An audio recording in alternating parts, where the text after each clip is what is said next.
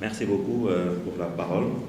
Donc, nous allons parler effectivement d'un sujet important, à savoir le coroscanner, parce qu'en fait, pour l'instant, c'est une pratique qui n'est pas courante, donc qui n'est pas réalisée dans beaucoup de structures de la place.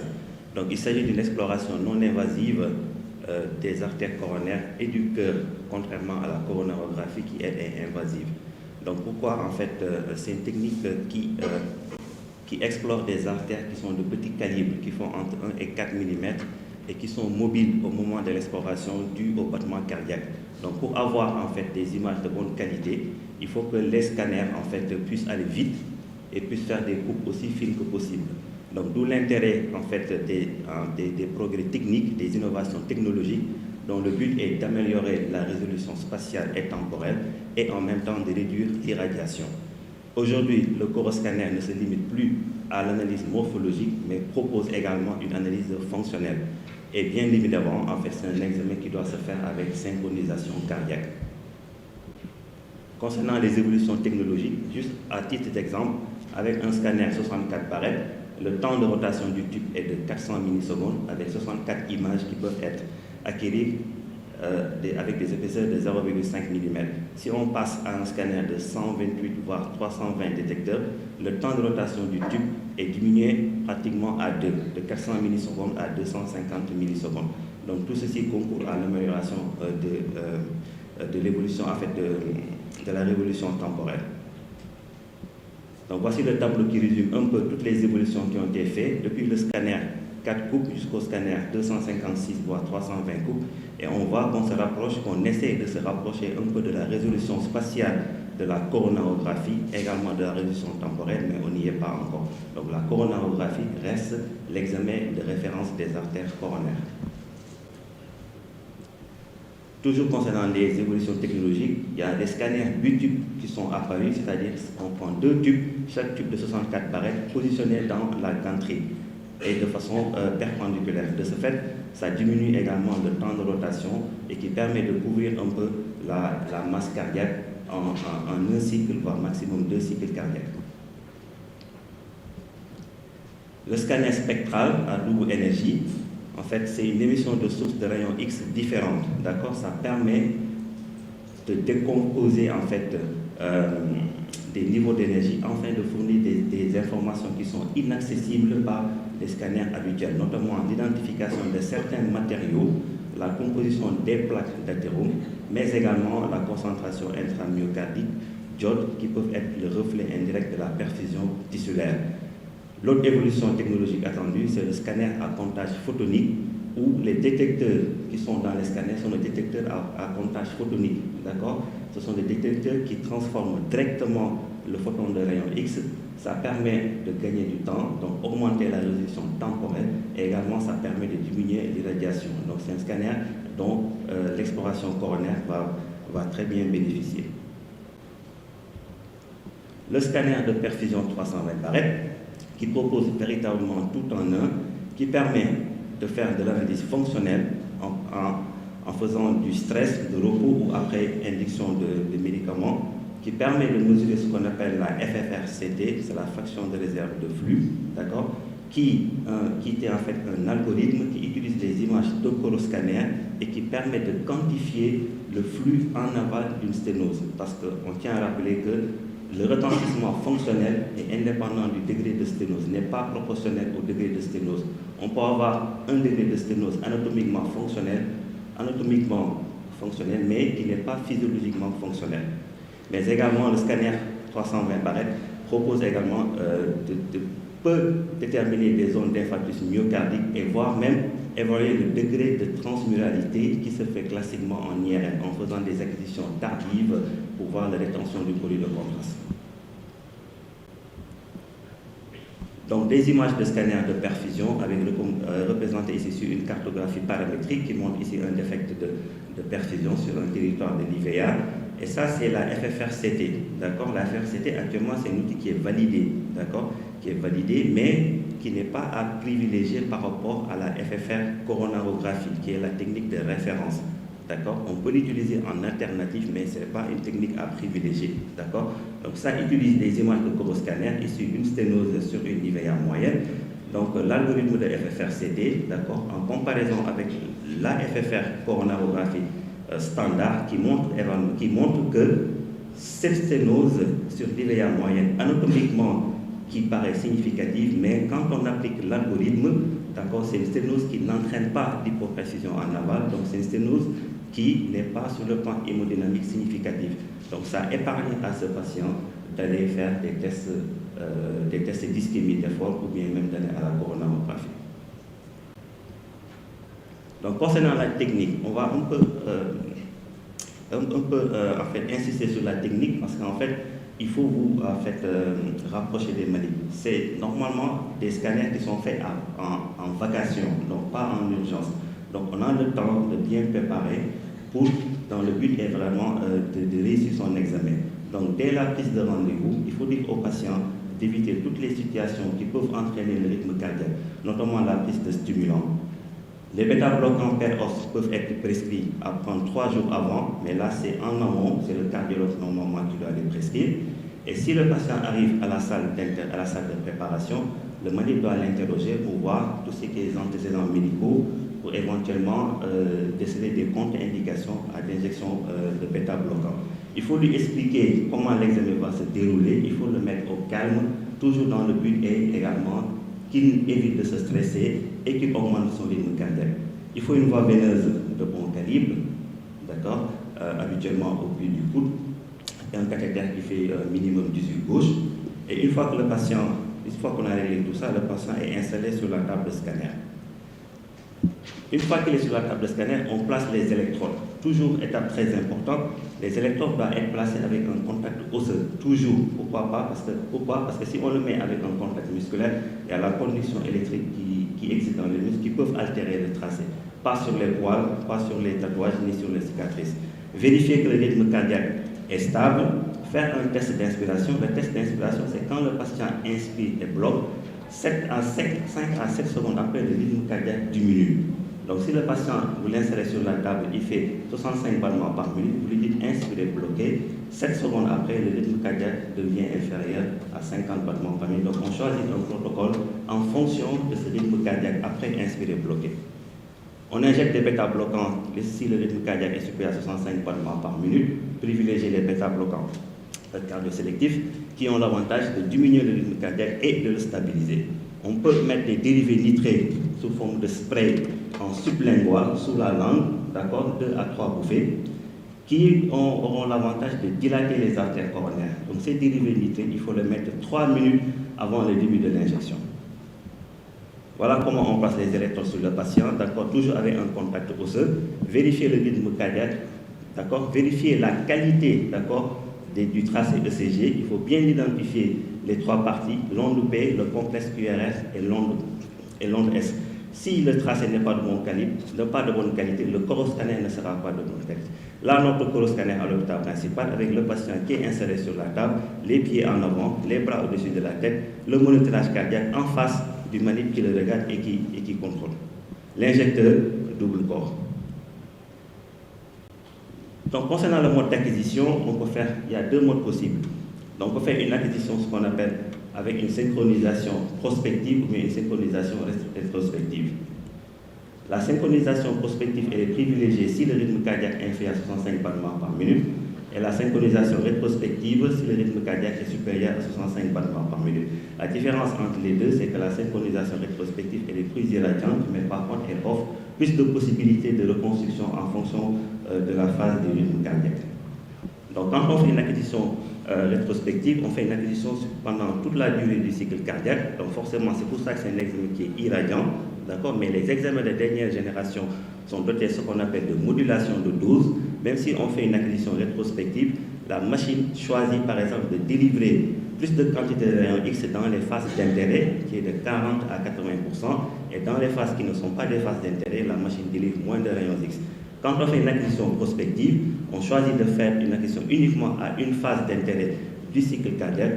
notamment si le rythme cardiaque est inférieur à 65 battements par minute, la phase d'inter est de 70 à 80% du cycle cardiaque, mais en dehors de ça, si le rythme cardiaque est supérieur à 65 battements par minute, la phase d'intérêt pour l'interventriculaire antérieur est de 80% et pour la coronaire droite est de 40%.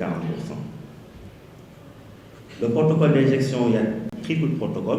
On peut choisir de faire protocole triphasique, c'est-à-dire on met de l'iode et derrière on met une dilution, c'est-à-dire de l'iode mélangé avec du sérum et derrière on met que du sérum physiologique. Parallèlement, un protocole biphasique où on met de l'iode suivi de dilution ou bien de l'iode suivi de sérum. La quantité du peu de contraste dépend de l'âge et surtout du poids du patient. Donc l'index de masse corporelle est le plus précis, mais habituellement, on a besoin de 60 à 80 cc de poids de contraste pour un adulte de poids moyen. On injecte à vitesse très élevée, ou une voie veineuse de bon calibre, 5 à 6 cc de poids de contraste. Quel que soit le protocole choisi, l'idée c'est l'injection qui va suivre derrière le poids de contraste se fasse à une vitesse moins élevée que la vitesse avec laquelle vous injectez l'iode, parce que sinon ça va rattraper l'iode et diluer votre poids de contraste. Donc, ici, protocole iode avec rinçage où on ne voit pas de poids de contraste dans les cavités cardiaques droites. D'accord. Ici, protocole iode avec dilution, on voit toutes les cavités cardiaques qui sont remplies.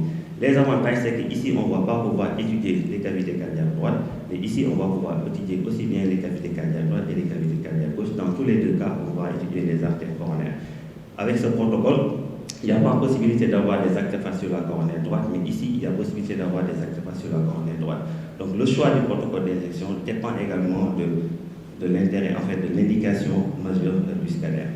Concernant les indications, l'indication majeure étant dans la maladie coronaire, le scanner a une valeur prédictive négative très élevée, supérieure à 90% pour l'exclusion de la maladie coronaire, d'accord, chez les patients qui se présentent pour un syndrome coronaire chronique et même aigu, d'accord, donc des patients symptomatiques à probabilité faible et intermédiaire, mais également avec le score calcique, évaluation du risque cardiovasculaire chez des patients asymptomatiques, diabétiques ou pas, qui permet un peu d'adapter le traitement. Donc toutes ces indications sont encadrées par les guides européens concernant le syndrome coronaire chronique avec des recommandations de grade 1. Le syndrome coronaire aigu également avec des recommandations de grade 1 chez des patients qui ont des probabilités faibles à intermédiaires de maladies coronaires qui se présentent avec une douleur thoracique aiguë mais avec ECG normal et troponine normale. Mais chez qui, surtout chez qui, malgré la topographie de la douleur, la suspicion de syndrome coronaire aigu est encore d'actualité. Le calcium score qui permet d'adapter un peu la prévention primaire chez les patients, donc qui est recommandé avec le grade 2.